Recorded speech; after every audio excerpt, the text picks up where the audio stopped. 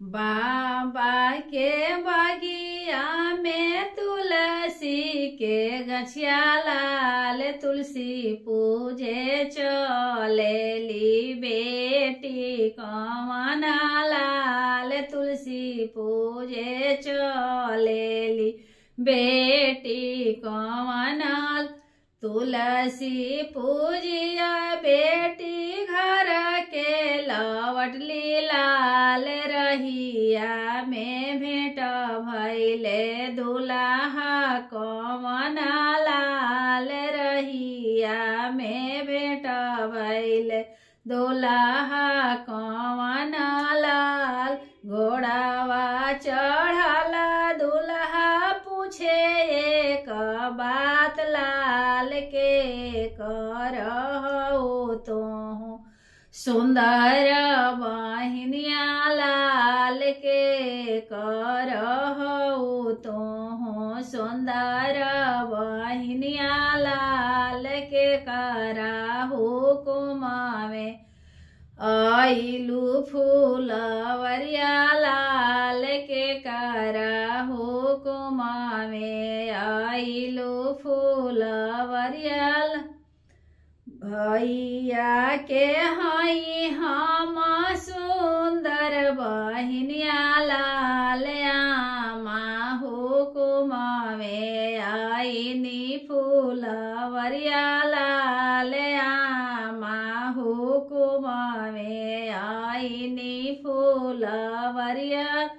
आतना बचन सुनले दुल्हा कवना लाल, ले चलले दुल्हा अपन दुल्हिनिया लाल, ले चलले दुल्हा हो अपनी नगरिया। केने गैलू आमा सोहागिन लाल, लेला नया मा हो सुंदर दुल्हिनिया लाल, लेनिया मा हो सुंदर दुल्हिनिया। बड़ा रे कठिन से आमा अली दुल्हिनिया लाल, इनिका के रखिया आमा हृदय से लगाई लाल, इनका के रखिया आमा हृदय से लगाई लाल।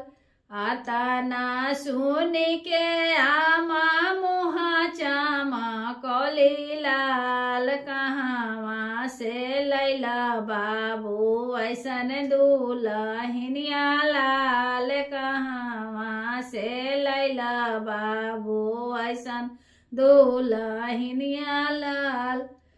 आता ना सुन के दीदी मुहा चामा कली लाल, कहाँ से लैला भैया ऐसन दुल्हिनिया लाल, कहाँ से लैला भैया ऐसन दुल्हिनिया। आवतरनी आमा साहेब के नौकरिया लाल, बीचे रहिया भेंट भैली सुंदर दुल्हिनिया लाल, बीचे रहिया भेंट भैली सुंदर दुल्हिनिया। बड़ा रे जतन से बाबू तोहरा के पोसली लाल, कहाँ से लैला बाबू ऐसन दुल्हिनिया लाल, कहाँ से लैला बाबू ऐसन दुल्हिनिया। घरे बैठाई दुल्हा गईले नौकरिया लाल, सासू मोरे बोले लगली बिरही बचनिया लाल, सासू मोरे बोले लगली बिरही बचनिया लाल। कवन बंगलिनिया भोरले मोर बबुआ लाल, कवन बंगलिनिया भोरले बरो बबुआ। नौकरी करिया बेटा घर के लवट ले लाल काहे हमरा धनिया के मुहावा मलिन लाल काहे हमरा रनिया के मुहावा मलिन लाल का हम कहीं प्रभु जी दिलावा के बतिया लाल राउरायामा प्रभु जी बिरही बोलिया बोले लाल राउरायामा प्रभु जी बिरही बोलिया होखे द बिहान धानी फूटे द किरनिया लाल तोहरा लेइया हम जाइबो विदेशवा लाल तोहरा लेइया